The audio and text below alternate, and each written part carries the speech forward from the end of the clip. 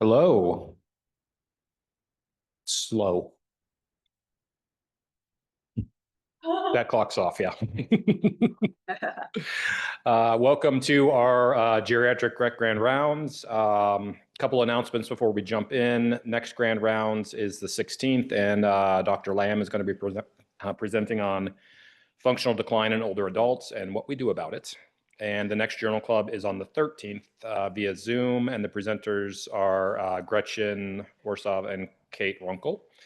Other announcements: after today's grand rounds, you'll receive an email with a link to the recording of today's presentation and a copy of the PowerPoint. Also included in the email will be a link to an online evaluation. Please submit questions in the chat or Q&A boxes anytime during this presentation. And without further ado, I would like to introduce Dr. Lauren Abbate. She is an emergency medicine physician and investigator at the GREC at the Rocky Mountain VA, and also an investigator in the Seattle-Denver Center of Innovation, or the COIN, for veteran-centered and value-driven care. She serves as the program director for the GeroFit program at Eastern Colorado, and she is also a geriatric emergency medicine department. She's an assistant professor in the Department of Emergency Medicine here at the University of Colorado Anschutz. Her research and clinical interests include geriatric emergency care related to mobility and physical function, and the design and implementation of sustainable exercise programs for individuals and for healthcare systems. So without further ado, I'd like to introduce Dr. Lauren Abbate. Good morning. Can everyone hear me okay? Great. So today I'm going to talk a little bit about the VA's model of care for the geriatric emergency department. Oh, whoops. I can advance this slide. There we go. Okay. Just my obligatory disclosure slide. And so today I'm going to talk a little bit about why geriatric emergency medicine is important, VHA's commitment to geriatric emergency medicine, and then I'm going to share our model at Rocky Mountain Regional VA Medical Center and look a little bit at some of our falls and mobility section of the geriatric ED, because that's really specific and unique to our program, and then share just some future directions. So why a geriatric emergency department? Well, if any of you have spent any time in an emergency department, you realize that it is not a great environment for older adults. So as all of you are well aware, older adults are medically complex. They often are hearing impaired, have some cognitive dysfunction, and we bring them into this like chaotic department, which is really made for rapid evaluation and treatment. It has a lot of small spaces. Oftentimes there's just curtains. It's loud. It's hard to hear. There are, compared to the patients, oftentimes there are a few staff. And so there's been boarding problems where some of our patients will be in the emergency department for hours waiting for things to get done or waiting for admission to the hospital. They may spend days there. There's no windows. It's very disorienting for older adults. And all of this chaos and difficulty in assessing the older adult makes unnecessary hospitalizations more common. And there's also limited discharge coordination care. So about 20 years ago, a group of individuals in emergency medicine decided that we really needed to do a better job taking care of older adults in the emergency department. And they created a multidisciplinary geriatric emergency department guidelines paper that came out. And then the American College of Emergency Physicians sort of adopted these guidelines and came up with an accreditation process that started in 2018.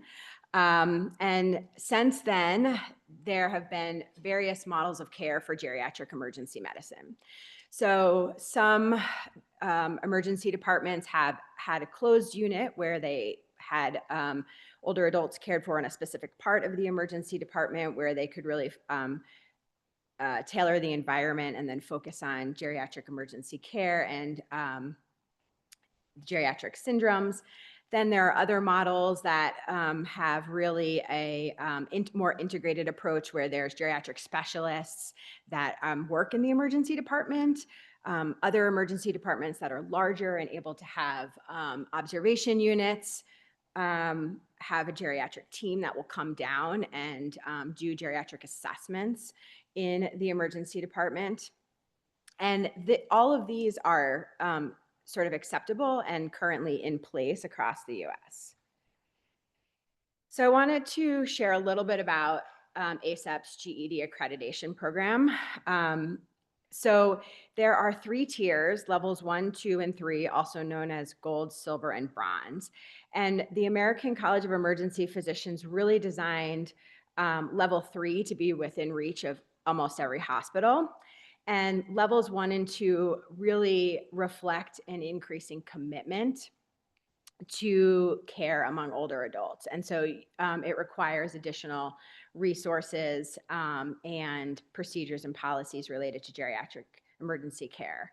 But all of the programs have staff that's dedicated to emergency medicine for older adults in the ED. They all have to demonstrate some sort of physical environment and equipment that's related to geriatric emergency care. And then they have to identify some sort of geriatric emergency care education for staff and champions leading the program. And then there has to be specific policies and guidelines, so not just hospital policy and guidelines, but those that are really tailored towards the older adult and a geriatric ED model of care. And then finally, this is a newer requirement for all geriatric EDs, including the bronze level. It did not used to be that way a couple of years ago, but there has to be continuous quality improvement metrics. So Maura Kennedy's group looked at the ASAP accreditation levels in as far as reach and adoption after the accreditation came out in 2018. So she looked at the number of emergency departments in the US. It's also an international organization, so you can get, there are international accreditations, and currently there are still several in Canada, a few in Spain, Brazil, there's one in Sweden now, I think I just looked at the other day.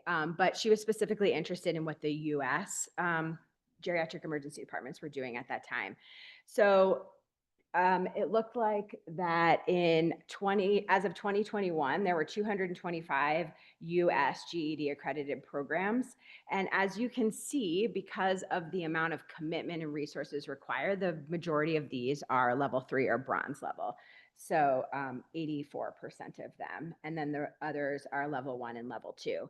And she noted, so even though there's a list of kind of areas that each emergency department can choose to perform as meeting the guidelines.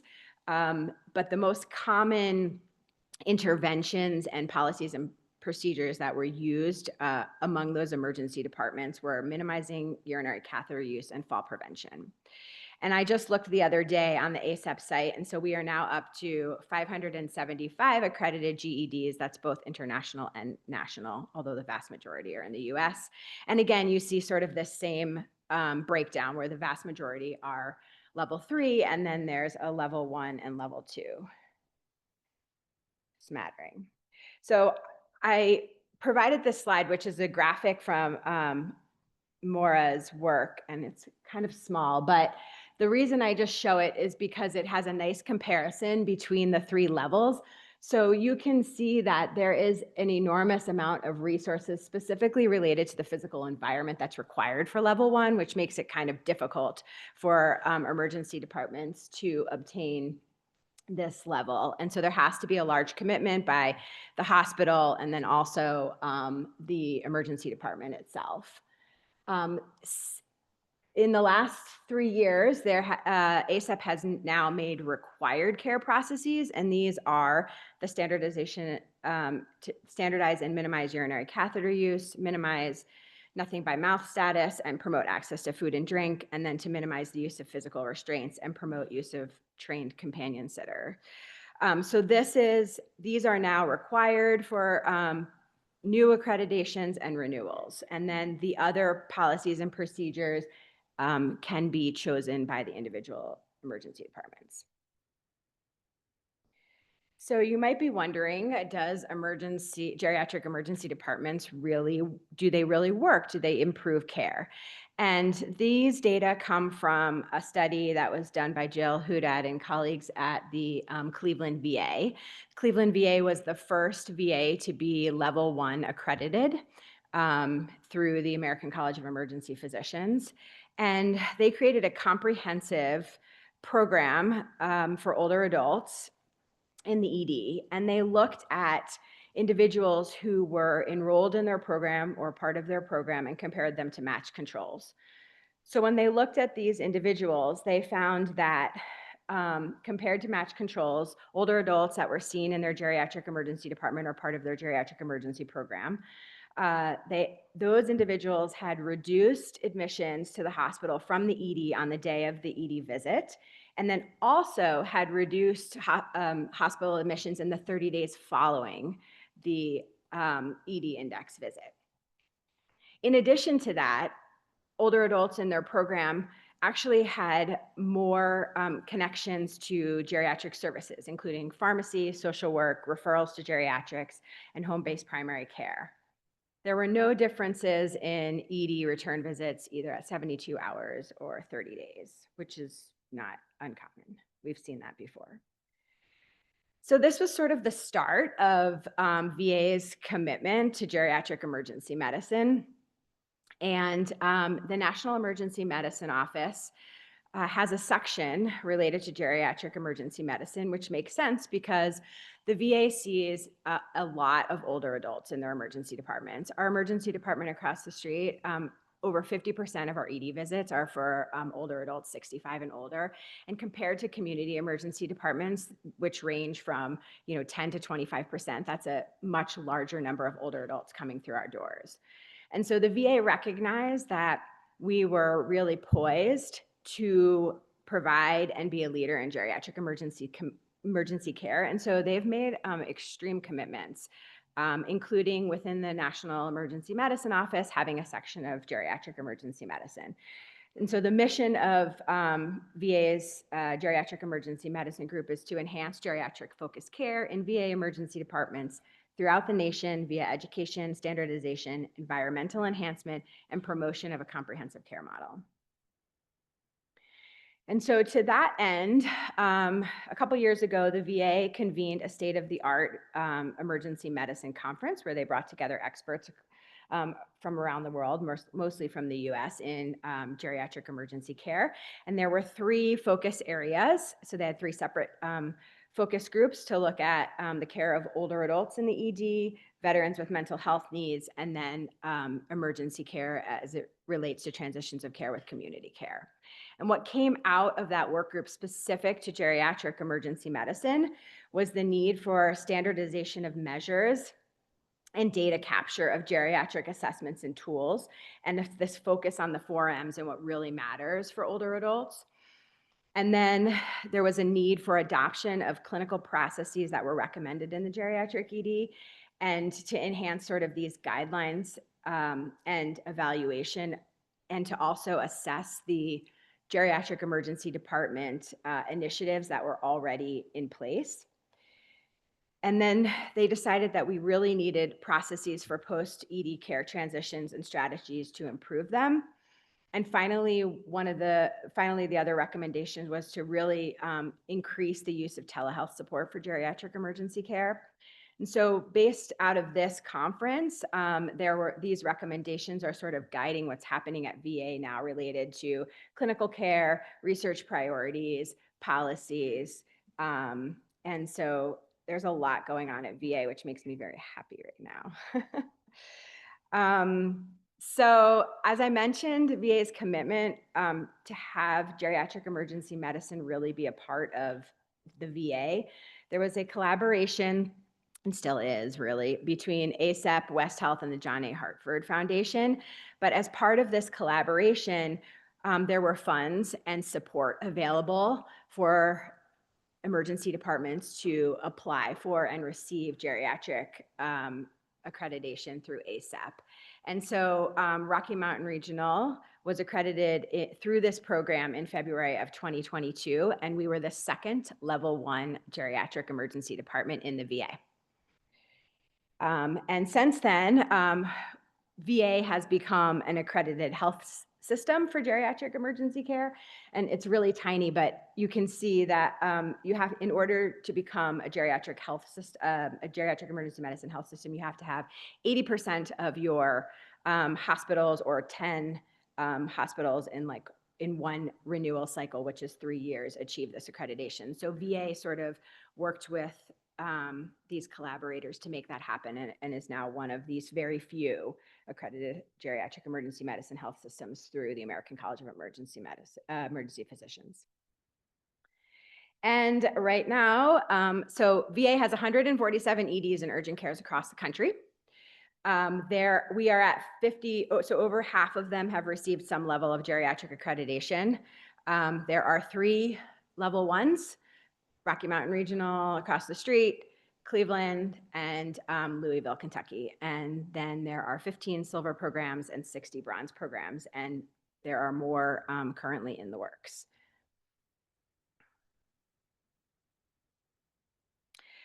So I want to talk briefly about VHA and age-friendly, because it is, while age-friendly healthcare systems are, I think many of you might have heard of this, and it really is a separate entity than the American College of Emergency Physicians Accreditation Program, but they do work very closely together. But it is a separate recognition. And so the age-friendly health systems at VHA is led by the Office of Geriatrics and Extended Care. And so the goal of this was to have every veteran provided with safe, high-quality care that's aligned with what matters, and that is the age-friendly goal. And then in March of 2020, the GEC wanted the VHA to become the largest integrated healthcare system in the US, to be recognized by IHI as age-friendly. So that there is a separate process for each of the clinics or departments to have age-friendly recognition. And at Rocky Mountain Regional, our geriatric ED does not have that designation yet, but you can imagine there's large overlap between the two of them. And so our goal is to take what we've done at the emergency department across the street and make it into an age-friendly health system. So I would say the big thing that is different is the documentation of what matters. And that is something that we will have to integrate as part of what we're going for in our next part of our journey. And I just include this because I thought this was great. So Andrea Schwartz is at the Boston GRAC, and I love this section where she talks about no matter what floor a veteran exits on at the VA elevator, they should expect to receive age-friendly care that will meet the needs as they age. And the emergency department is no different. We are on the ground floor, and we are a main entry point for many veterans into the healthcare system, and a way for them to get access to care. And so I really feel that every emergency department should really have a focus on geriatric emergency care.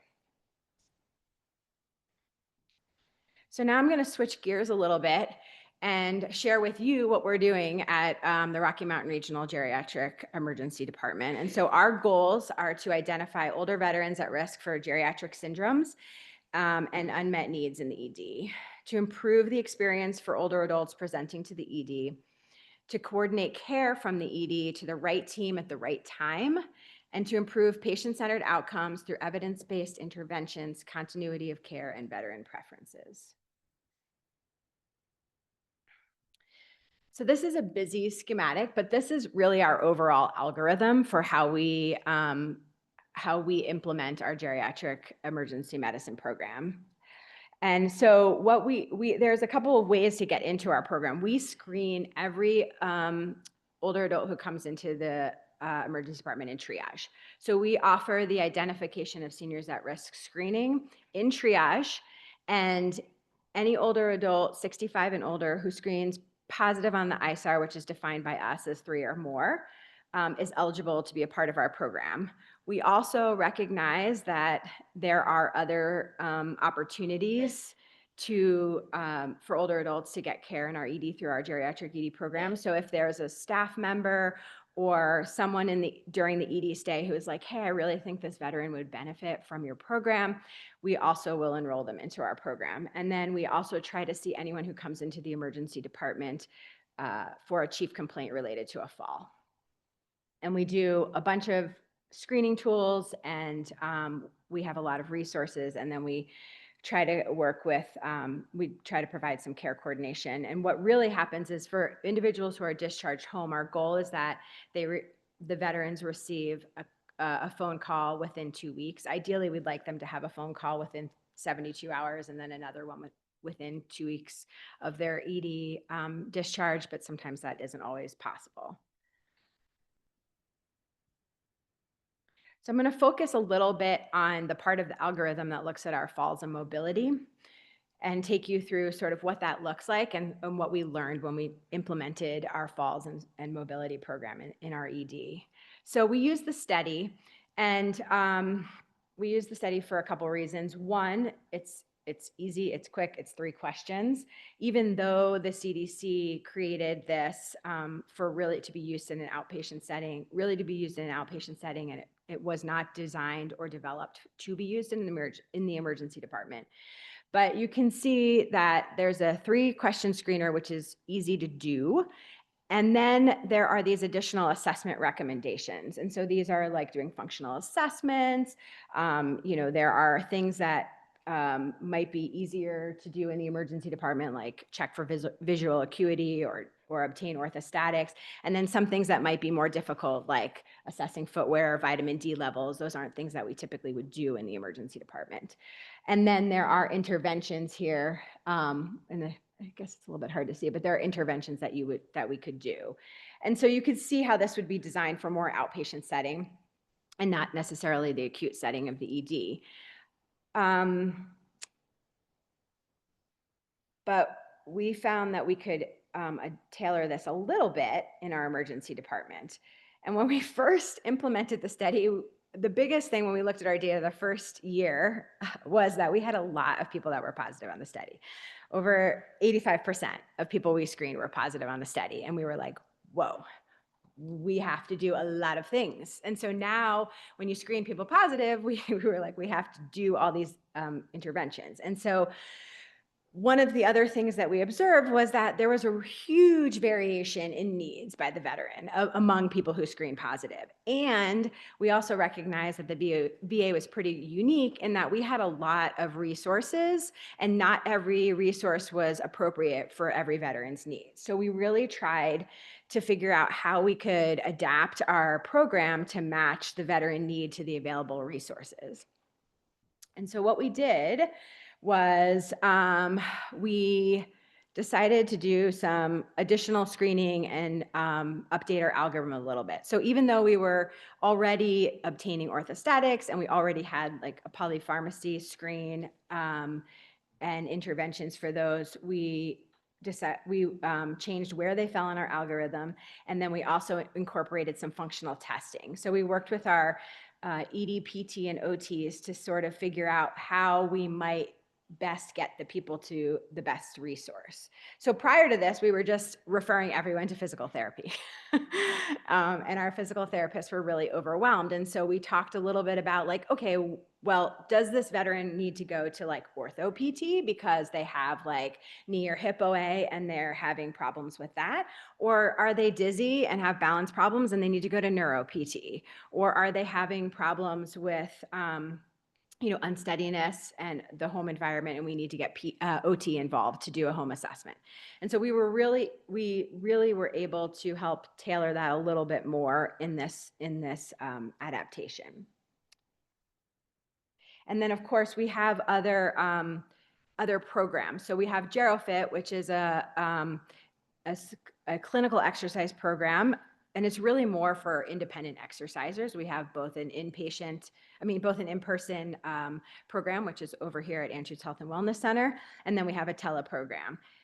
And then we have a fall prevention clinic, which is a multidisciplinary clinic for our most medically complex older veterans. And so they see a geriatrician, a PT, an OT, and get some input from geriatric pharmacy. And then we just have geriatric pharmacists available for a consult if we really felt like this was more related to medications.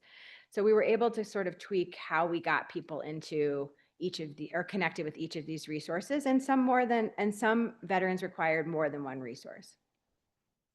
So I'm going to talk a little bit about the functional testing that we've added and sort of where we are with that right now, because we're in the middle of sort of thinking about how we can best include functional testing in the ED. So the first one that we wanted to add was gait speed for a variety of reasons. One, it's super easy to measure in the emergency department and it's pretty quick. And then obviously it tells us a lot about frailty, morbidity, and mortality in older adults. And the other reason we wanted to add it was that our geriatrics primary care clinics were already implementing gait speed assessment. And so we were able to mirror what they were doing so that we would have another time point in the ED so we could do some longitudinal work with them in the future.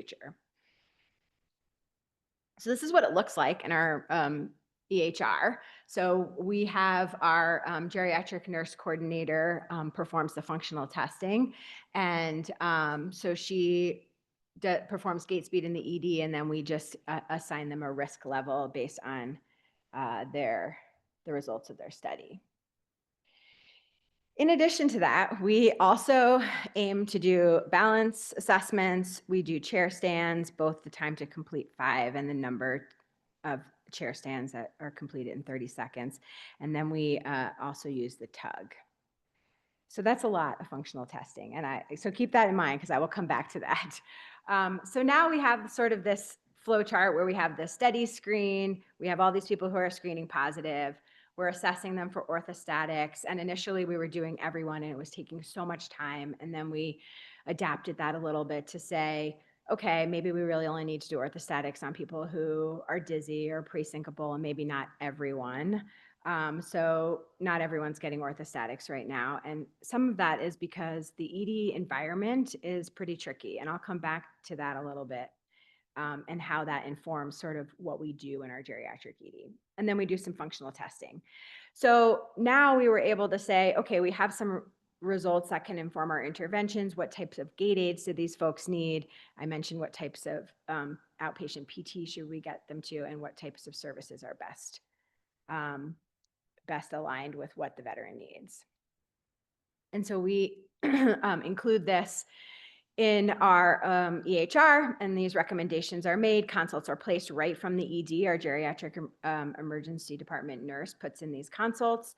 And then we also have this great collaboration with our colleagues in other services. So for example, when there are new clinical innovations, we also work with other services to help get veterans paired with those. So a really good example is we have a physical therapist who started an osteoporosis PT education exercise program as a clinical innovation. And so now if we have an older adult with osteopenia or osteoporosis, in addition to what we would do, we could also refer them to his PT program. And then of course we collaborate with our investigators to make sure that we are finding veterans that might benefit from participating in research studies.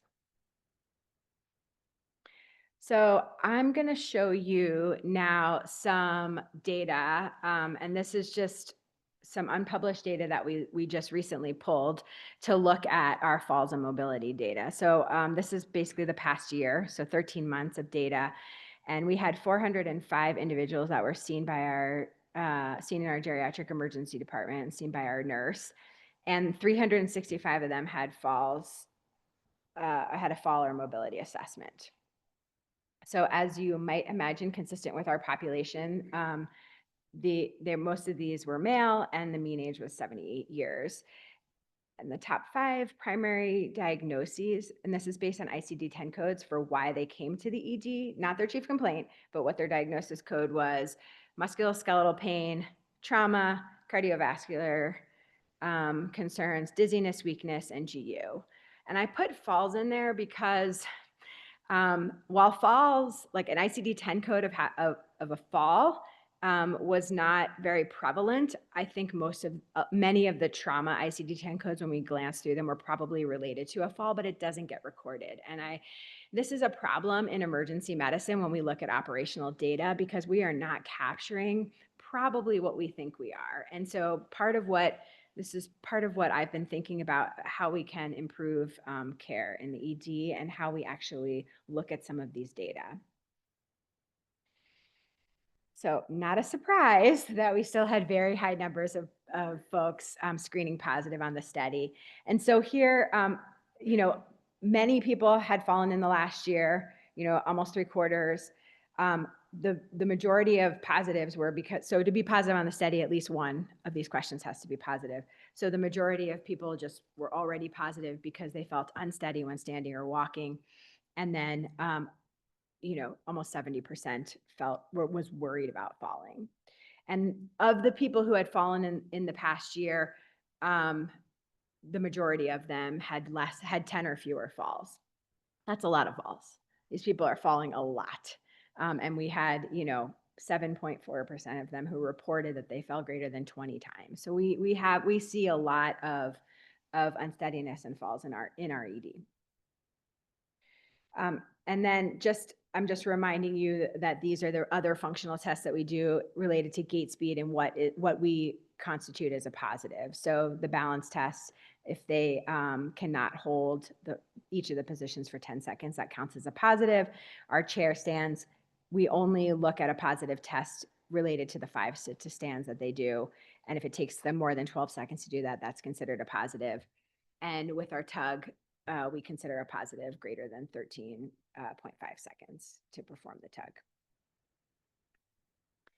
And so here are some data from our functional tests.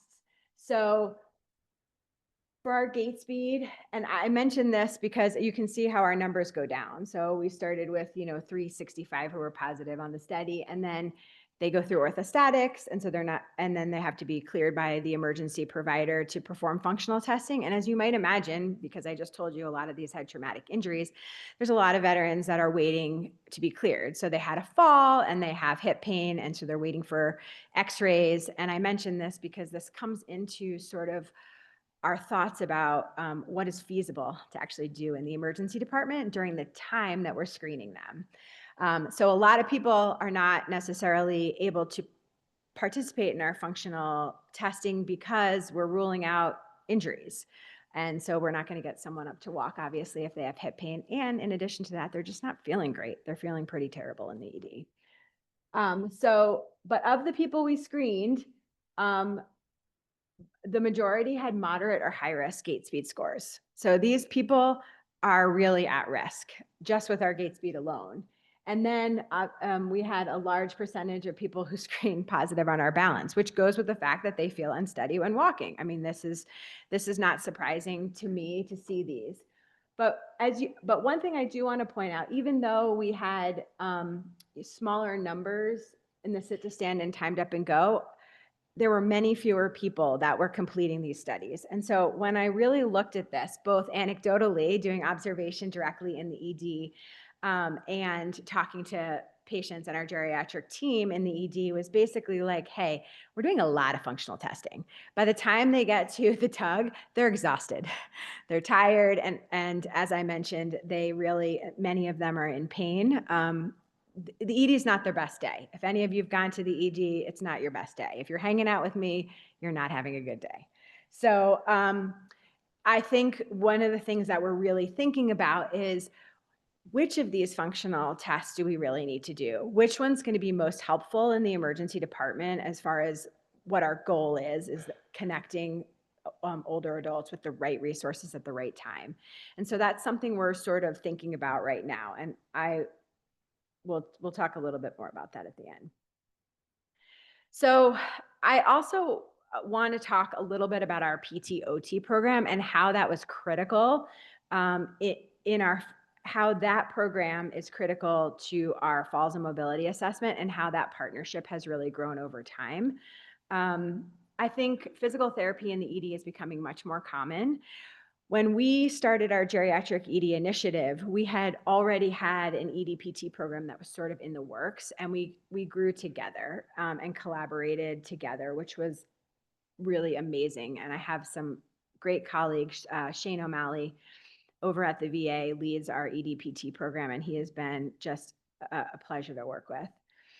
And so a lot of the physical therapists in the ED were really helpful. They helped train our geriatric emergency department nurse on how to do functional assessments, on how to do gait aid fitting and teaching for the patients, which devices we should be using. Also, working with what assistive devices we could give to veterans for durable medical equipment and stuff like that.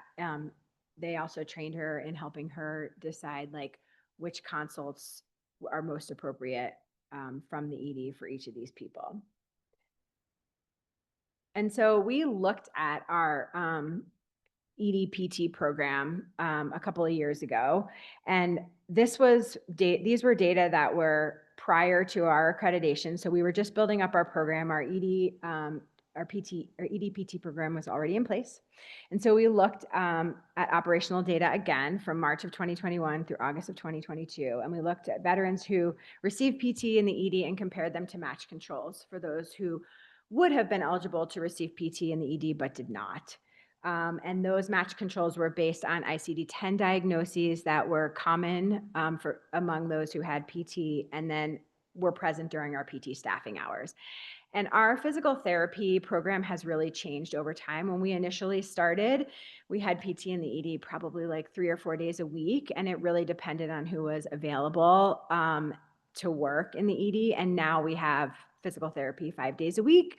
And what it looks like now is that we have pretty much one physical therapist per day, and they are like assigned to a day. So we have a different physical therapist on every day, and then they go back into their clinic for the rest of the week. And the advantage to that is that they book a lot of our patients that they see in the ED into their clinic. So they get really good follow-up. They're actually scheduling them in the ED for their next PT visit if they need that, which is really helpful for our older veterans. And I mention that because I think that has made a big difference in care coordination.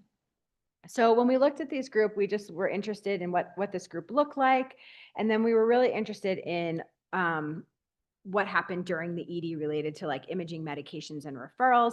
And then really the big question that everyone wants to know in emergency departments when we implement these programs are these patients staying here longer? Because the goal of the emergency department is to get people in, treat their acute issue, and get them out. And so a lot of the barriers to implementing programs like this is length of stay in the ED.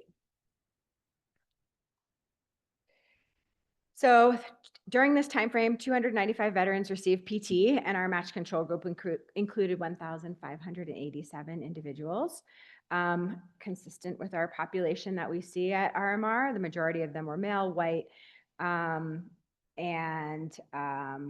there was no difference by PT status here. And I mentioned again, our most common ICD-10 diagnoses are musculoskeletal pain. We broke that down though here. So it's low back pain, knee pain, and shoulder pain, which is consistent with what's in the literature. So we are seeing what we might expect among older adults. And when we looked at medications, we found that those who received physical therapy in ED had fewer prescriptions for opioids. They had more prescriptions for NSAIDs, not necessarily surprising, and no difference in prescriptions for aspirin or acetaminophen. When we looked at imaging, there were no differences in the number of x-rays that individuals received in the ED, but there were statistically significantly fewer CT scans performed on individuals, and there were no differences in MRIs. But the one thing that I really was very happy to see that among individuals who saw PT in the ED, they actually had a lower or a shorter length of stay compared to individuals who did not receive PT. And some of that may be driven by the fact that there were more imaging studies being performed and they had to wait a little bit longer. We don't know, but I suspect that might be some of it might be related to additional testing, or just trying to figure out disposition. Because as I mentioned, our physical therapists are awesome at disposition. They see them, they're like, hey, this patient's great. I'm going to see him in clinic in 2 days. And as an emergency physician, I think our providers were really excited to be like, yeah, I will send that patient home because I know someone is going to see that patient in 2 days. And if something is wrong, then we'll be able to reassess. We also found that the PT group had more referrals to PT, again, not surprising because they're scheduling them into their clinics. But they also had fewer referrals to specialty care. So we had fewer referrals to orthopedics, which in an integrated healthcare system has some value because we don't have a ton of orthopedic specialists. And a lot of times we have to send people out to community care if we can't get them into clinic. So this is one way for us to address that concern. And then we looked at this briefly, and I included this because this is an interest of mine, is do people return to the ED for the same complaint after we treat them in the ED? And so among the people who had PT, less than 2% returned to the ED in 30 days for the same complaint. Again, these are all based on ICD-10 codes, so take that with a grain of salt. And less than 20% returned for any reason. As you might imagine, ED return visits are going to occur in older adults, right? These are medically complex people. They have a lot of things going on. And so when we look at ICD-10 diagnoses, there may be someone who returns for chest pain. Well, that's an appropriate ED return. But that's not really what we're interested in when we're looking at falls and mobility. I want to know, or musculoskeletal pain, are they returning because we didn't adequately treat their, back pain or knee pain, or are they returning because they have an acute issue that needs to be addressed in the ED? And then we had some obviously limitations, and mostly this is operational data, and our control group was limited. So separately, we looked at veteran satisfaction.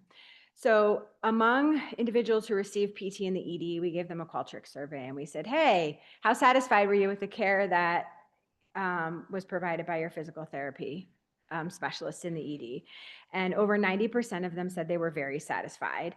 And then we really wanted to know, do you know what to do when you leave the ED? Because that is tricky for a lot of people because we give them a lot of discharge instructions. If any of you have been to the ED, there's like a booklet that we print out that we give you. It tells you what you had done and what you should do next. And no one ever reads them. I think they're just like thrown in the trash half the time. But we found that almost 90% of individuals who saw our physical therapists were somewhat or very confident about their care plan, which means they knew what they were supposed to do after they left the ED. They knew who they were supposed to follow up with. So that was very reassuring. And so in the last few minutes, I just want to talk a little bit about where we're going. So I've sort of alluded to in this talk that we don't really have an answer for what kind of assessments we should be doing in the ED related to physical function. What does this look like? How do we tailor our assessments and interventions in the ED for our older adults? And we really want to know, like, which of these assessments are going to help our PTs and OTs who are already in the ED? How much, can we free up their time by doing some additional assessments for them so they can see more patients? And then we're really interested in this healthcare utilization. Obviously, being an integrated healthcare system, as I've mentioned before, we have to figure out how to use the resources that we have. So we're very interested in looking at ED returns and hospitalizations. We're obviously very interested in how we use outpatient PT and OT because these are also limited resources in the VA. And then we want to try to harness some of our other outpatient services. How do we know who's the best person to go to GeriFit? How do we know who needs to go to our fall prevention clinic? And who needs to see our specialists? And when is the right time to do all of those things? We're working very closely right now with our geriatric pharmacy team to look at our geriatric screening and seeing how their clinic, when we refer them, actually interacts with our older veterans, how quickly they can get in to see our geriatric pharmacist, and whether these medication changes are made and whether the patient actually complies with them and whether these changes affect their fall risk. And then we're really interested in cost analysis as well. And finally, we really want to know what veterans and caregivers think about these programs. do they value this? Are they satisfied with the care they receive in the ED? And so we'll be looking at that as well.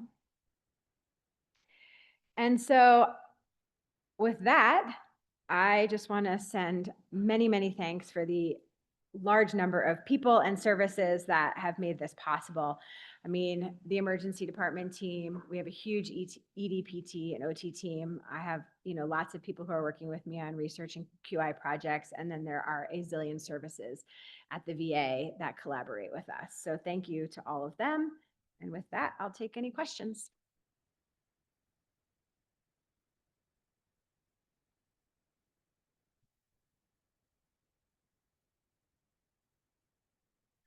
Thank you. Thank you, Lauren. That was fantastic. I want to give Dr. Abbate big props because she is really the tip of the spear at the VA in terms of propelling all of these programs that she discussed.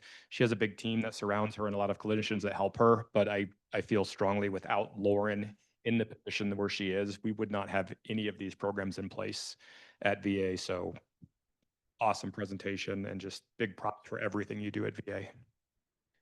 Questions?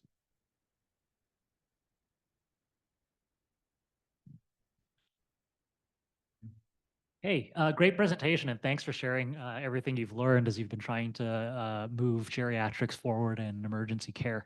I was curious to know, I'd been involved, I'd led the level 2 accreditation at the UCSF VA, and one of the challenges that we faced was certainly, I didn't see much about your nursing leadership, and I was curious to know what your experience has been, because a lot of the assessments can fall on triage nurses, et cetera, and I know that they're a key linchpin, so I was curious to know what your experience was with that.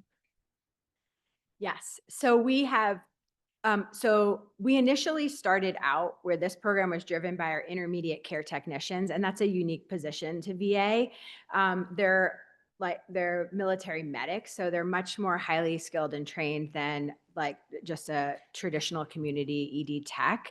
However, they were really challenged in the ED because the ED staff really relied on them for doing a lot of other emergency care.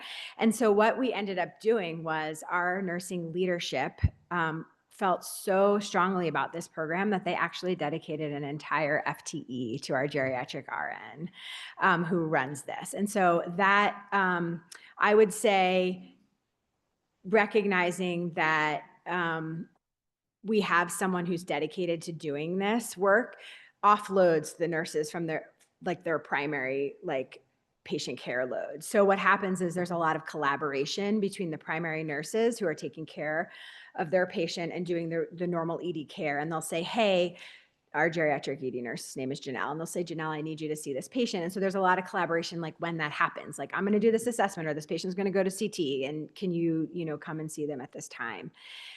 The triage piece, we actually just embedded it into our note. So they could not close and sign the note until they did our screening. And that took a little bit of time, but as we just sort of trained them and explained why this was really important and why we were going to do this and how we were going to sort of limit the amount of extra burden, because you're right, every time we ask people to do things, we're creating more work for them. But we have to, so our goal is to try to provide evidence through data for why this is important and why we should care. And so we meet with them at Huddle, we go to rounds, we send them education about why this is important, and we send them cases. So we do case wins where we talk about veterans who've come through our program and we've either avoided hospitalization, we've done some care coordination, and that seems to really motivate people.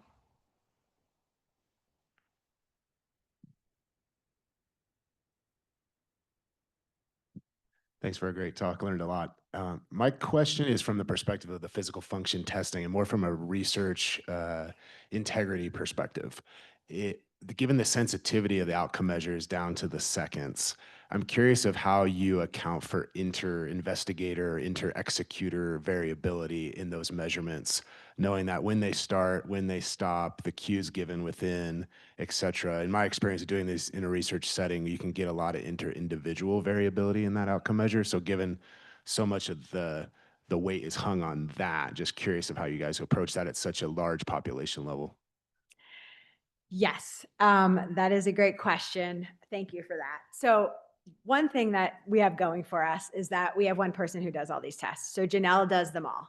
on every patient because she is our dedicated geriatric ED nurse. So, and that is what, when we were working with physical therapy, we decided that she should do them all and not have PT do them as part of what we record, because one, for that reason. But you're right. I mean, this, and in addition to that, as I mentioned before, I don't know how accurate these tests are because we are, like, as I mentioned, we're in the ED. It's, first of all, it's a crazy loud environment. We're doing this in the hallway. And then people are not feeling their best, right? So is this really their best effort? Is this really accurate? I don't think we know that. And I think that is what we're really trying to figure out. What I really want to know is, should we be doing this in the ED? And if we should, what does that look like? So I'm really looking forward to the future and comparing, some of our gait speed assessments to our Geriapact assessment on some of these folks, and taking a look and just seeing, like, how close are we? What does this look like? So I think your question and comment is important, and one that we are thinking about, and we probably need to think about a little bit more. There's a question online from Samantha Farrow. Great talk. Is there any involvement with or plan to involve behavioral health or mental health in the program? Yes. So we are, so we have 24/7 mental health care in the ED. So what we initially started doing was we included screening in our initial program model, included screening for like PTSD and depression. However, we found that a lot of older adults were already enrolled in mental health at the VA. And so we weren't actually doing a lot of these screenings because they already were plugged in with mental health. They already had a mental health provider. And so, and because we had our mental health team in the ED present, they were not only seeing emergent like SIHI sort of complaints, but they were also seeing routine, exacerbations of anxiety or depression in the ED. And so we felt that, given that we had limited time to screen people in the ED, that was probably not the biggest bang for our buck. And so now we just work with mental health and have them actually see patients who need mental health assessment in the ED. So they write a separate note and they see them separately.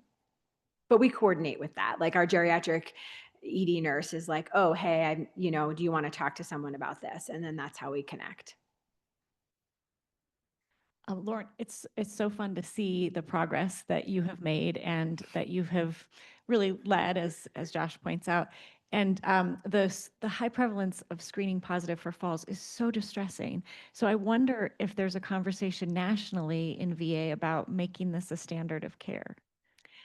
So yes, I think, as you can see from the state of the art conference, there's like, this is a huge priority, is like, what assessment should we be using and who should be using this? And with this commitment to having all of these VAs accredited. And as I brought to your attention, like, fall prevention is really one of the easier things to do, and because we have the study. So I think, and in my work with the national office and the geriatric emergency team as part of the geriatric office, I think we are going to see this really take off. So the study is recommended by national office. So any ED in the VA system who wants to implement the study in their ED, there is a template for the electronic health record, and that information is collected on a national level, and it's available to the national office and then any investigators that want to look at that. And so I think that part of what we are doing here locally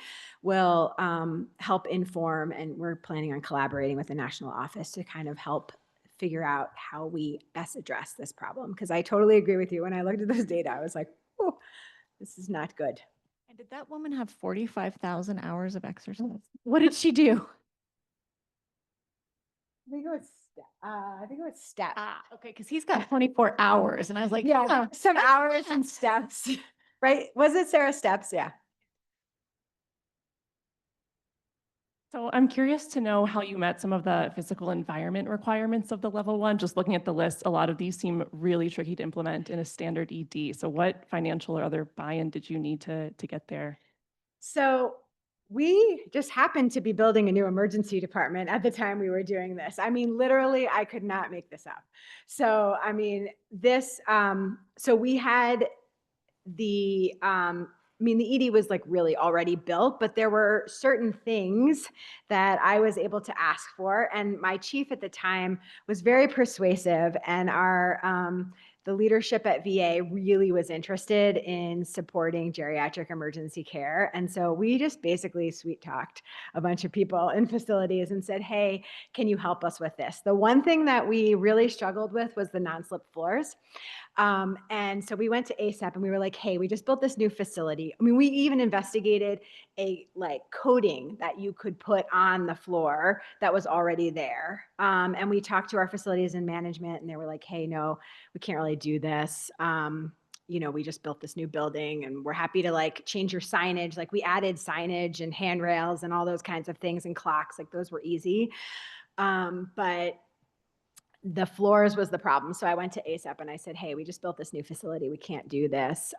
We've investigated all these things. I submitted all the work that I did, and they said, we understand this is a really hard thing to do. And they were okay with that. But I think, ASAP wants to accredit programs, right? Like, so I think if EDs make the case that they're really trying to do this, ASAP's really easy to work with. Quick question about your data and how discriminate the tests are that you're using. So I saw that the falls, the 4 balance, like 89%, I think, screened positive. So that's everybody. And so if 89% are screening positive on that, is that sufficient? Or are the sit-to-stands and the tug, are those identifying people who didn't screen positive on the 4 balance? I think that's a great question. And I think that's what we don't know in the ED. It's hard for me to say because Janelle starts in order. Like we prioritize gait speed, and then we go to balance, and then she does the chair stands and then the tug. And it's very hard because, as I mentioned before, like I've gone and observed them and they're just tired. And it's a lot. And even though we picked these tests because they really do assess really a different part of function. Each of them have a different role. But like you said, does that matter in the ED? Is that really going to help us designate who needs to get what and when? And I'm not sure that I'm not sure that all of them are really going to be necessary, as you say. And so that's, I think, one of our biggest next steps and one of the things I'm most interested in. So if any of you are interested in collaborating, please reach out to me because we really need to figure this out. I think we've shown that it's feasible to do physical function in the ED. I think we've shown that it does help us, at least anecdotally, with our colleagues with getting people sort of to the right thing. And then now we're going to be looking to see how that works out for the veterans longitudinally. But certainly we could use all hands on deck. It's a big problem, and we really need to sort of figure it out. Other questions? Okay. Thank you, Dr. Abbate. Thank you.